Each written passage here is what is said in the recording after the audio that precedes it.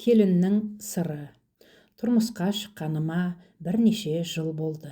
4 перзентім бар. 5-шіме аяғым ауыр. Күйеуім маған алып қашып үйленсе де бақытты әйелмін, бақытты анамын. Бір рет көрмеген жігітке зар болғанымда қатты қорыққан едім.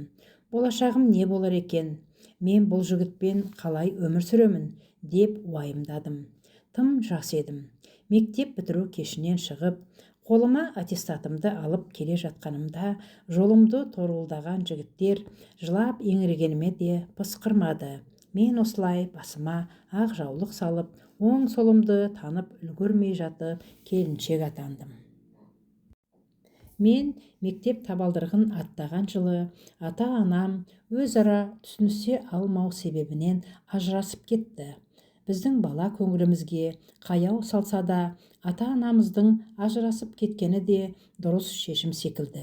Өйткені әкем мен анам күн сайын айғайласып, ұрысып жататын. Ағам екеуміз бір бұрышта қорқып, бүрсеңдеп отыратынбыз. Екеуінің арасындағы ұрыс-керіс анамның көз жасымен аяқталатын. Анам теріс қарап жылап жатса, әкем темекісін тұтандырып сыртқа шығып кететін. Екеуі неге таласып, нені бөлісе алмай жатқандарына түсінбейтінбіз. Әйтеуір ұрыстарының себебі жайдан жай емес екені анық. Ақыры сот арқылы ажырасып, біз анамызбен бірге қалдық. Әкемнің бейнесі еміс-еміс қана есімде. Әйтеуір мұртты, қара торы кісі болатын. Суреттерінен бірде-бір данасы қалмапты. Анам отқа жағып жібергенін айтып отыратын. Өткен күннен ащы естелік қалмай-ақ қойсын деген болар. Ерлі зайыптылар мал-мүлікті бөлісіп ала алғанымен, екеуіне ортақ перзенттің мейірімін бөлісіп ала алмайды екен. Әкемді де, анамды да жақсы көремін. Екеуі де мен үшін орны бөлек жандар. Алайда олар екі жаққа кеткенде бізге атамыздың бірімен қалу таңдауы тұрды. Мен де, ағам да анамызбен бірге қалуды жөн көрдік. Содан бері анам бізді жалғыз өзі өсіріп жеткізді. Әкем екінші рет үйленіпті деп естідік, ал анам қайтадан тұрмысқа шықпады. Ағамды үйлендіріп, мені тұрмысқа беріп, қазір немерелерін бағып отырған ақ жаулықты ардақты әже. Анамның бұрындары көп айтатын әңгімесі ойыма оралып отырғаны. Бір кісі әйелімен үнемі араздасып қала береді екен. Оларды жақын жуықтары, дос-жарандары араласып, бірлігі мен ынтымағы жарасқан жанұяға айналуларына тілектестік білдіріп, ерлі-зайыптыларды татуластырып кетеді екен. Бір күні достары сол үйдің ауласынан өтіп бара жатып, ерлі-зайыптылардың бірге ағаш аралап отырғанын көріпті. Оларға сүйсінген достары, күнде осылай бірлесіп, тірлік істеп, тату болып, жарасып отырсаңдар болады екен ғой, депті. Сонда олар, біз ортақ жиһазымызды бөлісіп жатырмыз деген екен.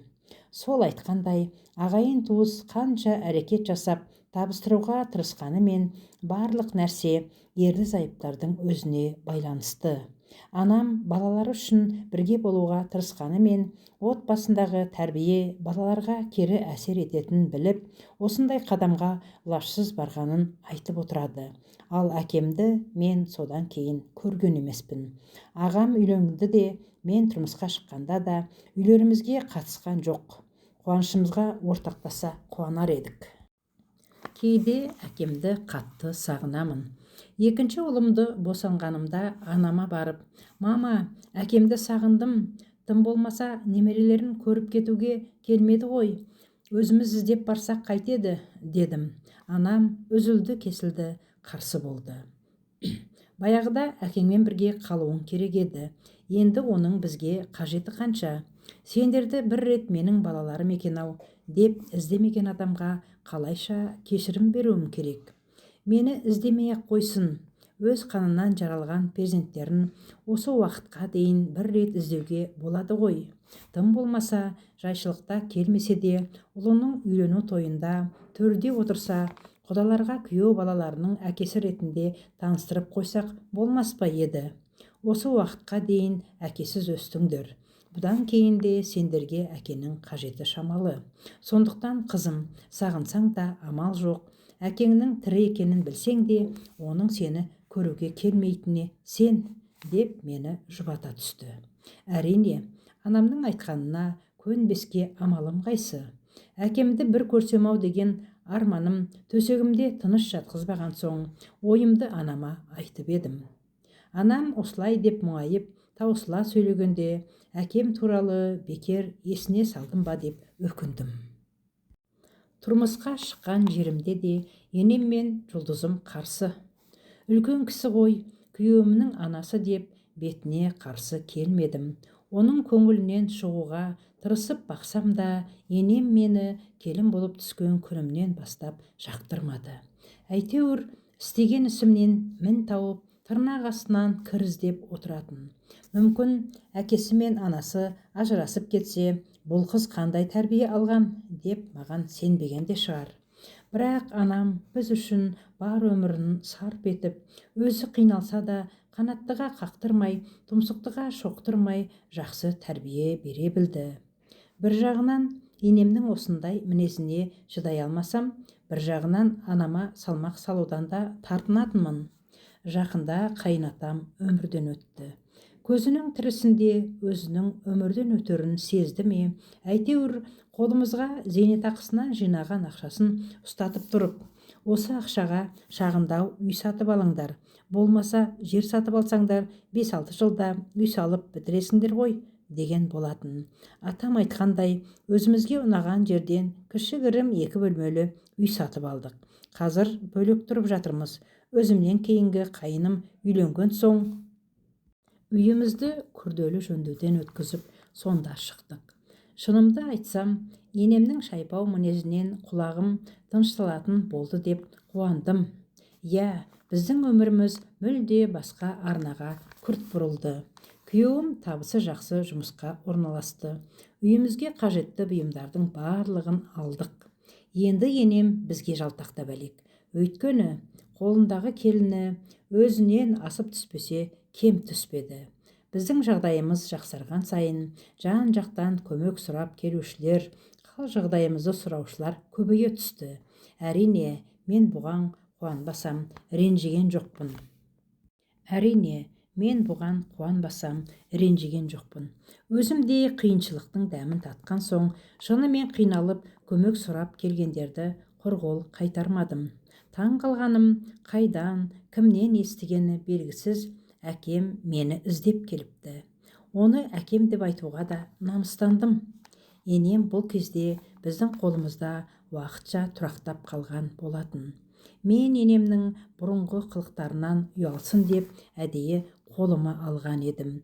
Әрі жақсылыққа жақсылық әр кісінің ісі, жамандыққа жақсылық ер кісінің ісі дегендей, өткінші дүниеде сыйласып жүрейік, бұрынғы өкпе реніштің барлығын ұмытайық, барлығымыз да пендеміз ғой деп оны кешірдім. Әкем келген кезде есікті енем ашқан болатын. Үйде күйеуім де бар болатын. Ол да артынша шықты да біреумен айғайласып қалды. Мен жүгіріп шыға бергенімде бір кісіні итеріп есіктен шығарып жіберді де іштен бекітіп алды. Келген әкем екен. Күйеуім әкемді осынша уақыт күткенімді біледі. Енді ғана ұмытып, 5-ші перзентімді күтіп отырған кезімізде жүрегі жараланбасын деп әке мен баланың жолығуына жол бермепті. Маған біраз уақыт ол туралы айтпай жүрді. Сол кезде сұрағанымда, бір мас кісі үйге кіріп, артымда полиция қуып келеді, мені жасырыңдаршы, деп көмек сұрап тұр. Мен үшін ішкен жоқсың, бұл жер саған тығылатын жер емес, жоғалт көзіңді, деп қуып жібердім дегеніне сенген болатымын. Жақында әкемді сағынып жүргенім туралы тағы да айтып отырғанымда, мас кісі дегені әкем екенін білдім. Күйеуімнің айтынша, оны көрмей-ақ қойғаным жөн екен. Кәнігі араққұмар кісінің бірі дейді. Ол мені сағынып емес, паналатып, күнделікті ішетін арағын тауып береді деп іздеп келген көрінеді. Сонда мен тек ақша үшін, паналайтын жер үшін ғана әкеме керек болыппын. Бірақ сонда да әкемді бір көру арманым. Қымбатты менің тыңдармандарым, әңгімені аяғына дейін тыңдағандарыңыз үшін көп рахмет. Комментарий жазып, лайк басуды да ұмытпаңыздар.